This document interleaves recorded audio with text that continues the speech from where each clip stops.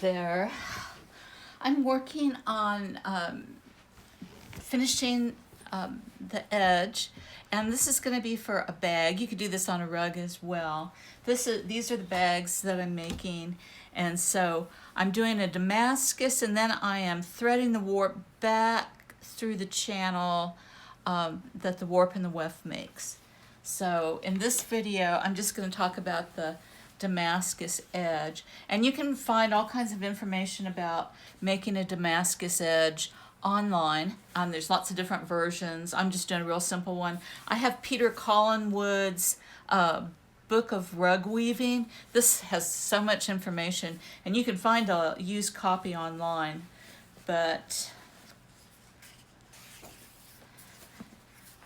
and he's got all kinds of little diagrams. So all I'm doing is just basically looping one warp around another warp. Now, I have left some scraps of rag to hold my warp in place until I was ready to work with it. And you wouldn't want a whole bunch of warp here because you wouldn't need it. You're going to cut it off. But you don't want your warp to be so short that you don't have anything to grab onto.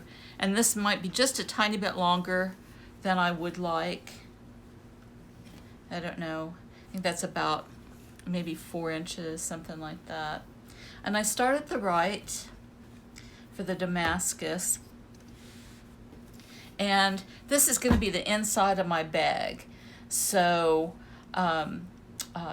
just in case anything shows, I don't know if you can see, but you can see just some little bits of ends of the warp here on the inside of the bag, and I could work to get rid of those, but I just plan to work with it from the back side, and then it's not an issue. And I'm not lining my bags. If you lined it, then you'd never see that.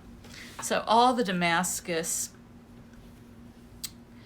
does is you take the one on the right and you loop it around the next one, and then you take the next one and loop it around, and the next, and that's all there is to it, and it's really simple. And you can do double Damascus. There's many different versions. I'm just going to do one row across, and then I'm going to come back the other way and work on tucking these ends in, and then I'll trim it off. Now, one thing I have found, and it's not going to cause me problem on this project, but when I do this edging, it causes the rug to pull in, or the fabric to pull in. On my bags, that's not going to be an issue, but on a rug, you wouldn't want the ends of your rug to curve in.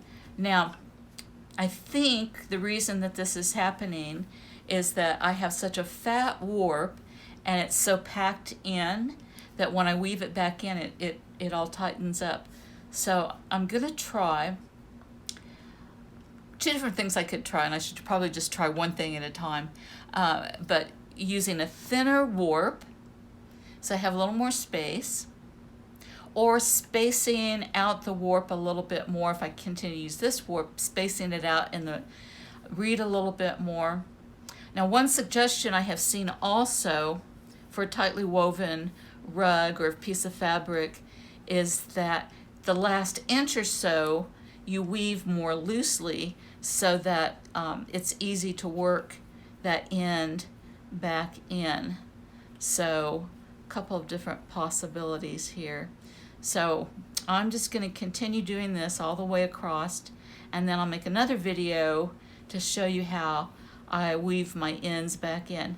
Oh, and I was going to say, you don't have to do this Damascus, but I thought it made it a little more secure to go across this way before weaving it back in.